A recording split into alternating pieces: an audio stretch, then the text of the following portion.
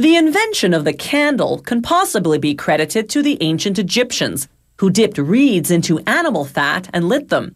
Today's wax candles provide romantic atmosphere, light when there's a power failure, and, when blown out, a grand finale to a rousing rendition of Happy Birthday. At the heart of every candle is a wick made from woven or twisted cotton cord. To stiffen up that limp cord, they run it through a tank of liquid paraffin, a wax derived from petroleum. The cord then passes over a cooling drum whose cold surface instantly hardens the wax coating. The now rigid cord winds onto a spool ready to be cut into wicks.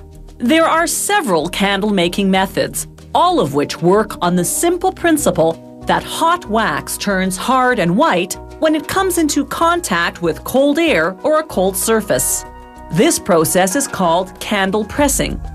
The hot paraffin travels from the holding tank to a set of sprinklers inside a 6-meter-high refrigerated chamber. The sprinklers shoot the wax upwards into the cold air. Like falling precipitation transforming into snowflakes, the wax droplets transform into wax flakes. They land at the base of the chamber, then travel to a hydraulic press. The press forms them into candles using pressure but no heat, and pierces a hole through the middle for the wick. The air in this part of the plant has to be less than 25 degrees Celsius, or else the flakes will melt and stick together, jamming the machine. Now the candles travel to the wicking machine, which cuts and inserts a wick into each candle. Another candle-making method is the dipping process. They install 96 wicks on each frame of an automated dipping machine. One after another, the frames dip the wicks into a tank of clear paraffin.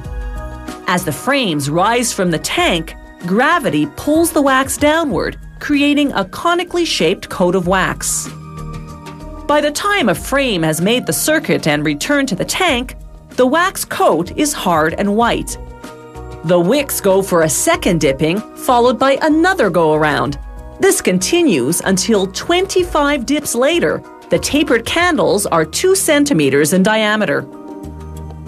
To turn these white candles into colored candles, they dip them into a vat of dyed paraffin, then immediately after into cold water to harden the color coat. To produce votive candles, the factory uses an automated molding process. They heat each molding table, flood it with paraffin, then cool the table. The wax overflow compensates for the shrinking that occurs during the 20-minute hardening phase.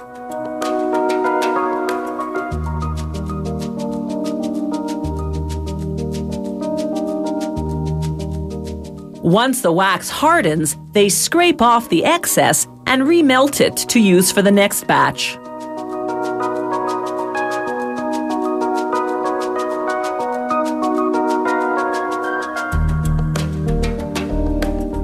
A pin inside each mold created a channel for the wick.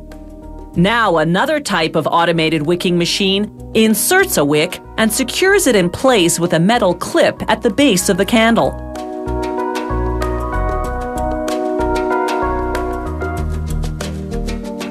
They make certain specialty candles on a manually operated dipper rather than by automated machine. These altar candles are made of paraffin and 66% pure beeswax, as required by Vatican law. To create their cylindrical shape, the worker has to flip the frames after every dip to equalize the wax. It takes 90 dips to build a 76-millimeter diameter.